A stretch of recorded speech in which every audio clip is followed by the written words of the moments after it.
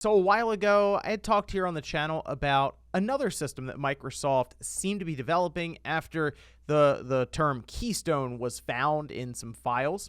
And then there was a bit more digging into it, and it appeared that Microsoft was planning out some sort of streaming stick, or now I guess just streaming puck. It's hard to say exactly what it's going to end up being, but it looks like we actually have confirmation from Microsoft now after they were asked by Windows Central about this device and what their plans are for it. And we're going to talk about that here today. Guys, if you enjoy these videos, make sure you hit that like button. Helps out a ton. And if you're new here to the SpawnWave Plus channel, make sure you subscribe down below. Let's head over here. This was posted up on Windows Central. It's an exclusive from Jez Corden. I'll leave a link to this down below in the description if you want to read through it a bit more. But they say Microsoft continues to iterate on an Xbox cloud streaming device codenamed Keystone. It goes over the tweet where it was found here. These were a bunch of like code names and all of this in some of the data files, and we can see Xbox Keystone. From there's a lot of speculating around what Microsoft was going to do with it, and we came to the determination that most likely it would be a low-cost device, more so than what the Xbox Series S already is, potentially getting as low as $100, maybe below that, because we started to draw comparisons to like Amazon's own Fire Stick TV that's like, what, 30 or 40 bucks or something, right? And the idea is it would just be used to stream games to it. Well, it looks like Microsoft may have other plans for this device.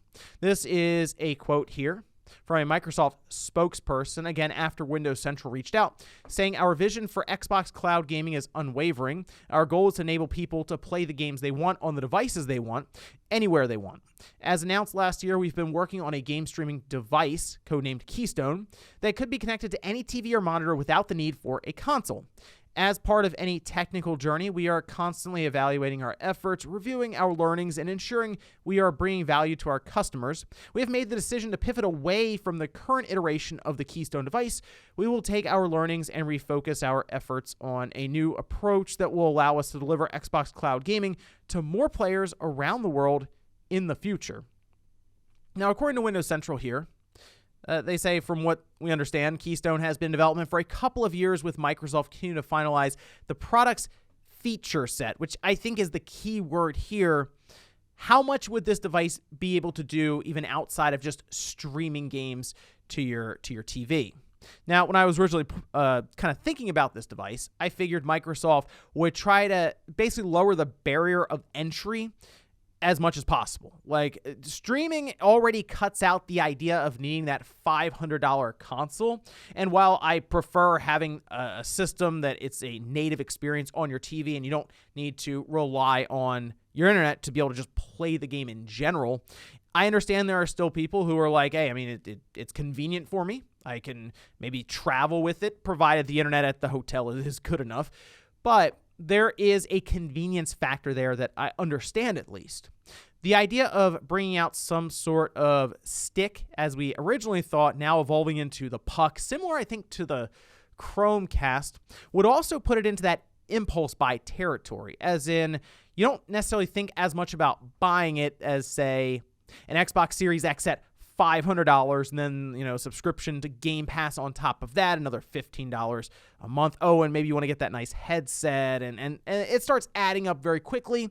Then you throw in maybe some third-party games that aren't on Game Pass that you wanted to pick up, like Elden Ring or the new Resident Evil that Capcom will come out with, any of that stuff, right? You then start to come closer to that $800, $900 price tag, whereas if you walk in and you see something that's close to the $50 price of maybe a Amazon Fire Stick, it's a bit easier to just go, okay, yeah, I'll pick that up right here. Now, the feature set part is the interesting thing. It was pointed out here in this article that maybe Microsoft was going to use Android OS for this stick or this puck, this streaming device.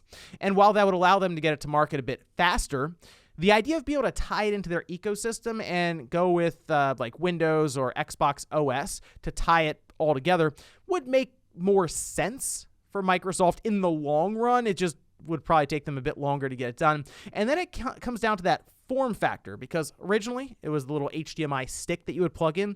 Then it turned into a puck. Now I wonder if they're going a bit further with it. Like, Could they come up with something closer to the Amazon Fire Cube? If you've seen that, it's literally just this little cube that you put on your entertainment center or something, and it does all the streaming stuff you would want from the Amazon stick, but it does a bit more. I almost wonder if Microsoft would approach something more along that line, and instead of making a stick that either plugs in your HDMI or hangs off of it, create something that still kind of looks like a console and maybe gets closer to that $100 mark.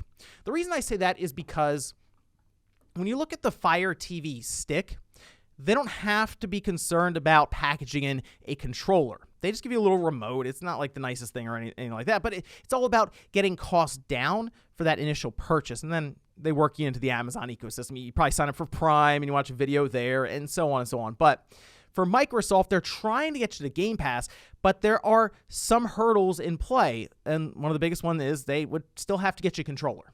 You can use touch on your phone, and that's something they have been working to add into more and more games, but it's still not as responsive as having that Xbox Series-like controller, and that does add cost to it. And then you have to figure out, well, if we have a controller, do we also want a remote? Because maybe it would work as a media device. If you just make it be able to stream Netflix, Hulu, Amazon, Disney Plus, list goes on at this point. There are subscription services everywhere.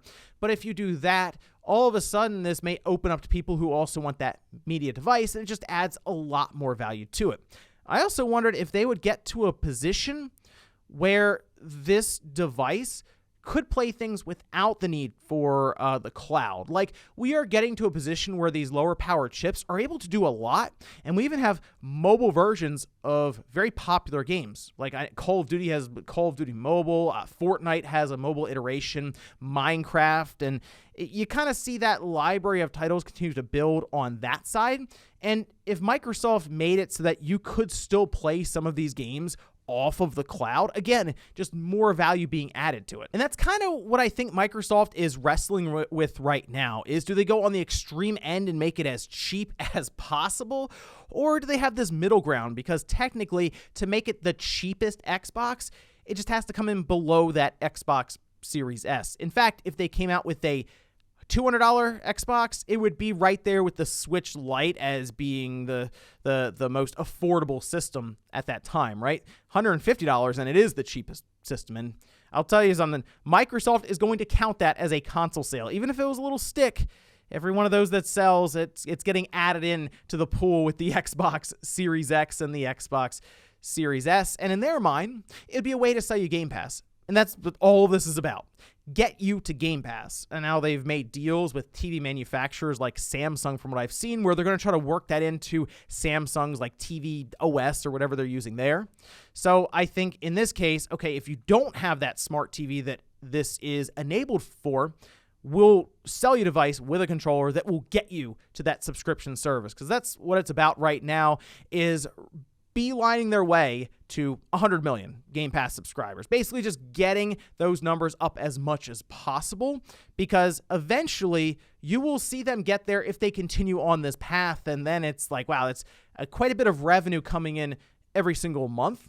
And that then lines up with Microsoft's other business ventures, which is mostly the service-based industry in electronics and all of this stuff. So I'm curious what exactly this thing is going to look like when it comes out, because I do think we will eventually see this. It just seems that they had to go back to the drawing board for a couple of things, and I think a lot of it is that value proposition. What price will it come out at, and what will they include with it? But let me know what you guys think about this one down below, with Microsoft seemingly now confirming that, yes, they are working on something codenamed Keystone that would be leaning more into the game streaming side of things. Thanks, guys, for watching, and I'll see you next time.